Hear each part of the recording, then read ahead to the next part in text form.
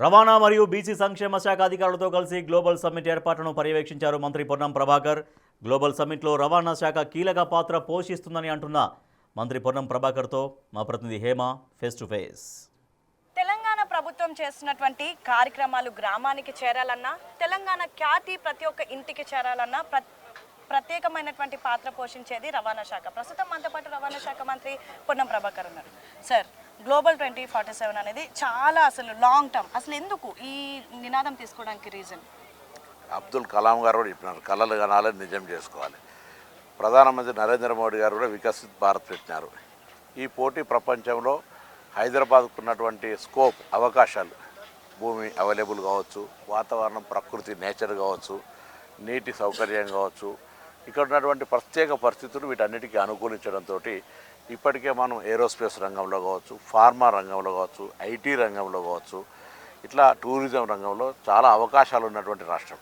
So వీటన్నిటి explore చేయడం చాలా ముఖ్యం. అందుకు సంబంధించి ఒక విజన్ డాక్యుమెంట్ చేసుకొని ఒక టార్గెట్ పెట్టుకొని 2047లో రాష్ట్రం ఏ విధంగా ఉండాలి, $3 ట్రిలియన్ ఏ విధంగా పోవడానికి ఉన్నటువంటిది ఏంది అనేటువంటి సాంకేతికంగా కొంత అందరితోటి చర్చ చేసి, అధికారులతోటి, అందరితోటి, ప్రజల ముఖ్య ఆ రంగాల్లో ఉన్నటువంటి ప్రావీణ్యత కలిగిన వాళ్ళను ఎక్స్పర్ట్స్ తోటి చర్చ చేసి ఒక ప్లాన్ ఆఫ్ యాక్షన్ తీస్తున్నాం. $3 ట్రిలియన్ అన్నారు, బాగానే ఉంది. 2047 అంటే దాదాపు 22 సంవత్సరాల తర్వాత గ్లోబల్ సమ్మిట్ 2025 నిర్వహిస్తున్నారు. ప్రస్తుతం మీ ప్రభుత్వం ఉంది.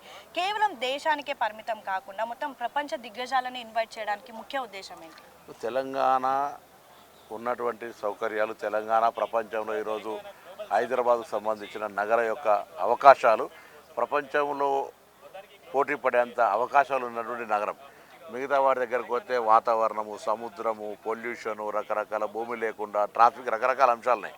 కానీ హైదరాబాద్కి అటువంటి అవసరం లేకుండా ఇప్పుడు రింగ్ రోడ్ నుంచి, ఔటర్ రింగ్ రోడ్ నుంచి త్రిబులార్ తీసుకున్నట్టయితే ఇదంతా కూడా చాలా పెరగడానికి అవకాశం ఉన్నటువంటి స్కోప్ ఉన్న ఏరియా.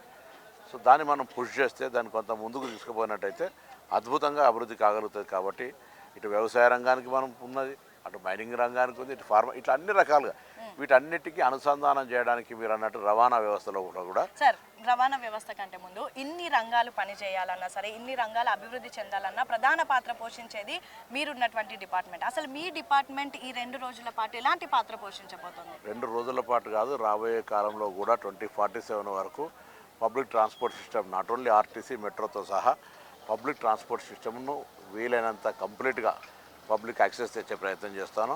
అది కూడా పర్యావరణ రహితంగా. ఇప్పటికే ఈవీ పాలసీ తీసుకొచ్చినాం. ఈవీ పాలసీ ద్వారా హైదరాబాద్ ఢిల్లీ కావద్దు అనేటువంటి ఆలోచనతో ఇలా మా యొక్క కార్యాచరణ కొనసాగుతుంది.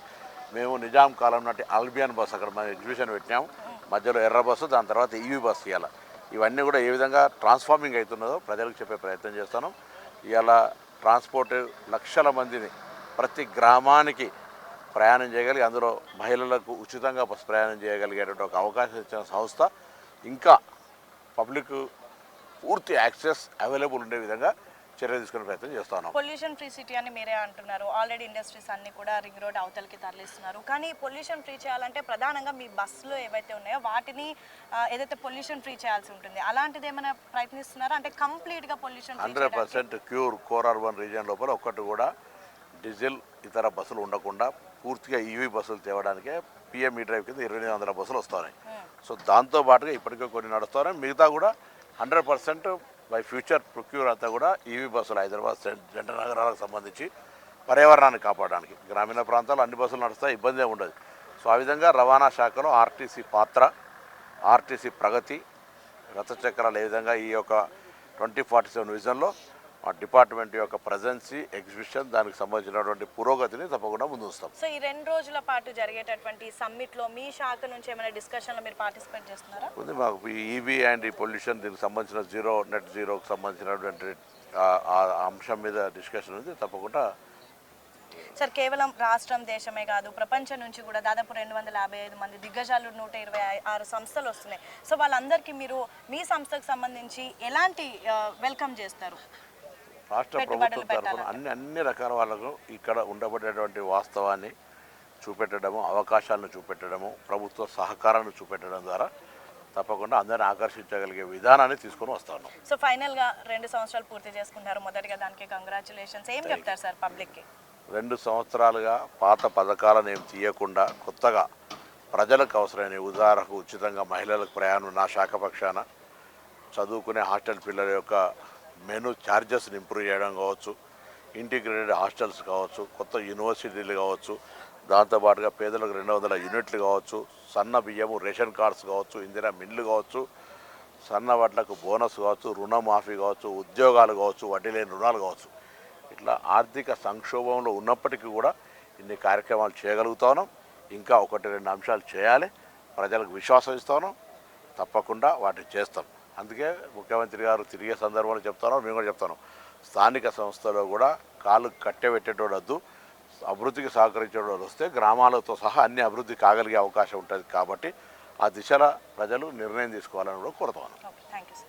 సో మొత్తానికి ఇది పరిస్థితి, చాలా కీలకంగా మా శాఖ మారబోతుంది. అండ్ మా ఈ ఏదైతే గ్లోబల్ సమ్మిట్ ఉందో 2 రోజుల పాటు జరిగేటటువంటి గ్లోబల్ సమ్మిట్లో మా డిపార్ట్మెంట్ నుంచి కూడా అనేక చర్చల్లో మేము పార్టిసిపేట్ చేస్తాము. పొల్యూషన్ ఫ్రీ సిటీగా చేసినటువంటి తెలంగాణలో అన్ని ఈవీ వెహికల్స్ని తీసుకొస్తాము. త్వరలో అంటే రానున్నటువంటి రోజుల్లో డీజిల్ పెట్రోల్ వెహికల్స్ అనేవి కనిపించవు. ఖచ్చితంగా రైజింగ్ 2047లో రవాణా శాఖ నుంచి మేము కూడా పెద్ద ఎత్తున మా వంతు కృషి చేస్తామని అయితే రవాణా శాఖ మంత్రి పొన్నం ప్రభాకర్ చెప్తున్నారు. వీడియో జర్నలిస్ట్ రాజుతో Hema Big TV Future city.